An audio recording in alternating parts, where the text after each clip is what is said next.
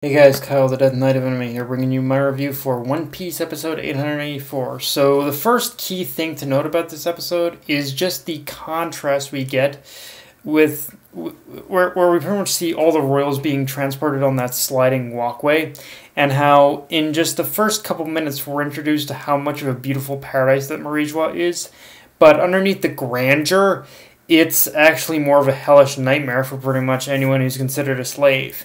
And because of that, in this episode, we actually get a little bit of a set with pretty much Fukaboshi having sensed the movement of the slaves underneath Marie-Joie.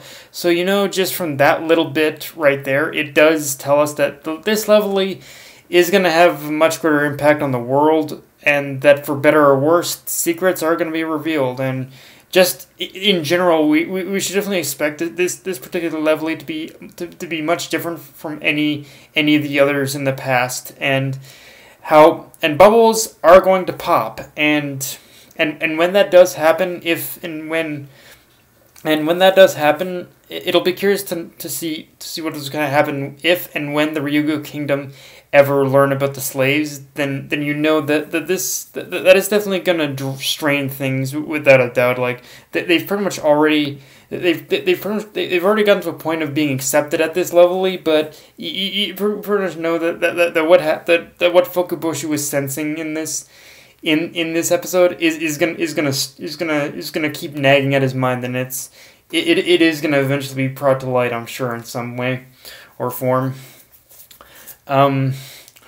So, and speaking of slaves, I'm going to go on a rant here. I'm just giving you guys this disclaimer now. I'm going to go on a bit of a rant here, because I need to say a lot with this one, with this particular part of the episode.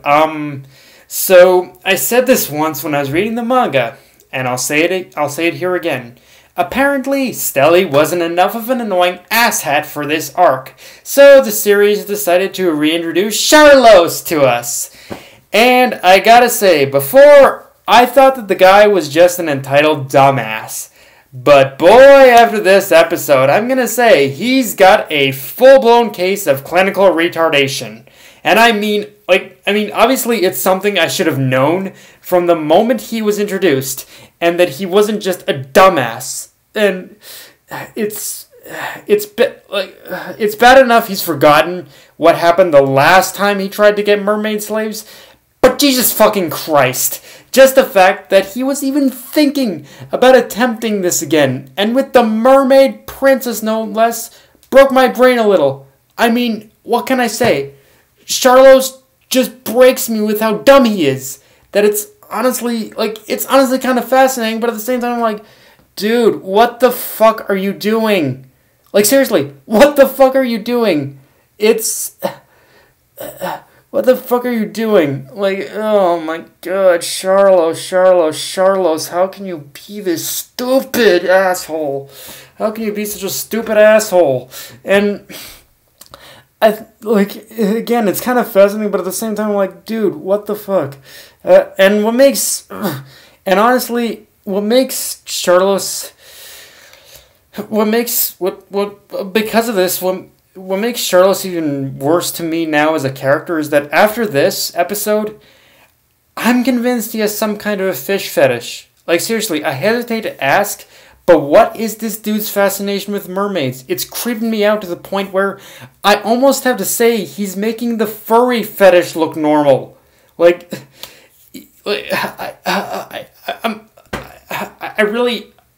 at a loss for words. I'm like, Charlos, like, just the fact that we're gonna be getting more Charlos is leaving me at a loss for words. Like, but just seeing Charlos just even look at Shirahoshi again, and you can tell that's exactly what he's thinking. He's going to try and enslave Shirahoshi. He's going to try and enslave Shirahoshi so he can pretty much have his mermaid slave that he didn't get on the archipelago. But it's like, seriously, either way, again, his fascination with mermaids is making the furry fetish look normal, and either way, this level of stupid cannot be healthy for a person, And honestly, like, okay, I'm gonna go a little further. After this episode, I take back everything I pretty much said. I pretty much said. I pretty much said about pretty much Stelly, because after this episode, everything I said about Stelly, I'm gonna transfer to Charlos here. Like, Charlos is the one who, if he were to hire an assassin to kill someone, he would still manage to fuck it up. Like, Charlos is just that much of a goddamn fucking a goddamn dumbass. It's actually kind of a goddamn dumbass. He'd fuck up a simple assassination. He would. He really would, even just by hiring someone. But yeah, seriously, what more can I say? Charlos, fuck off. Oh god, Charlos, you hurt my brain so much. So yeah, moving on from Charlos. The other big thing about this chapter is that we see Rebecca, Shirahoshi, and Vivi meet each other for the first time. And while it might not seem like a big deal on the surface, it is very much a scene that in its own way is a rewarding payoff for pretty much everything that One Piece is building towards, because it shows the positive impact that Luffy has basically had on people's lives throughout the series, and how at this point it's being set up how now that he's basically helped all these people, it's their turn to help him. And in Vivi's case, I mean, we pretty much know exactly what Cobra has planned.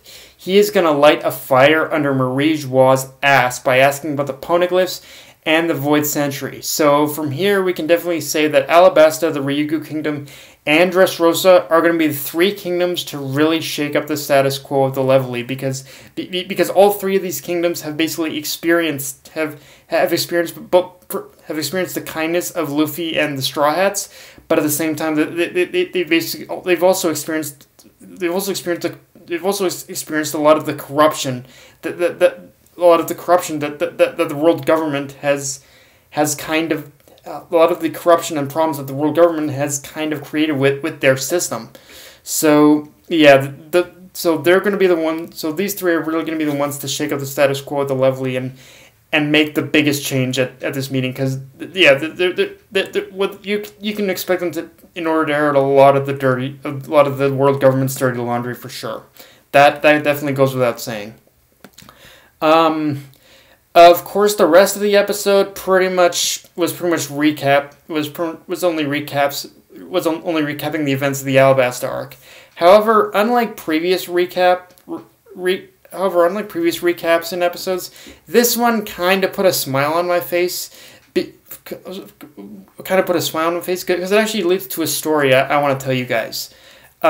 You pretty much, because the thing is, guys, while I'm kind of reviewing these episodes on a weekly basis for you guys, I'm also in the middle of rewatching One Piece with basically an old high school buddy of mine, and right now we're actually kind of at the cusp of the Alabasta arc, which is basically only just a couple episodes away from the entire from the big bombastic battle in Elubarna. So with seeing this recap, it just reminded me of all the wacky but epic fights that my friend is going to experience for the first time. And yeah, seeing how this is his first experience with One Piece, there have been so many times where he's taken a bit of an educated guess at something, and all I can do is either bite my tongue or just be that little shitty asshole of a friend and pretty much tease him a little. Like I either bite whenever he takes a really educated guess at something, I either just bite my tongue, or I'm like, well, you see, just keep watching. I do little shit like that to just kind of annoy him, but it just keeps him intrigued. Like, and that's kind of just been the fun part of watching One Piece with my friend now, is like I have pre-knowledge of everything in One Piece, but this is his first time, so it's like it's really just fun. It's really just fun. It's gonna be fun in order to see a lot of his reactions to basically a lot of the reveals that happen in the story going forward. But yeah, in Alabasta in particular, it was just kind of cool to see all the fights. It was kind of cool. It's kind of cool. It's kind of, I'm really excited to see what his reaction is going to be to pretty much a lot of these fights, especially the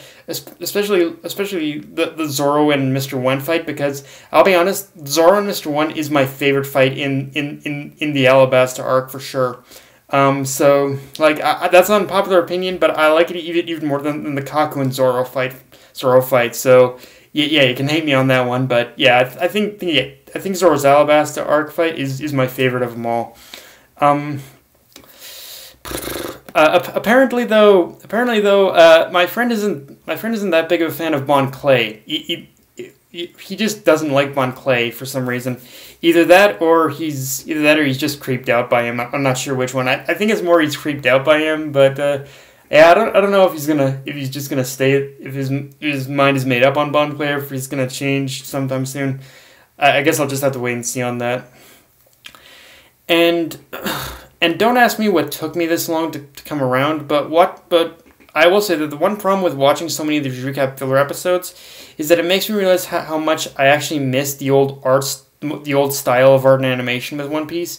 Because with the newer one, well, the animation does look more fluid when it needs to be, because obviously there are problems with the animation there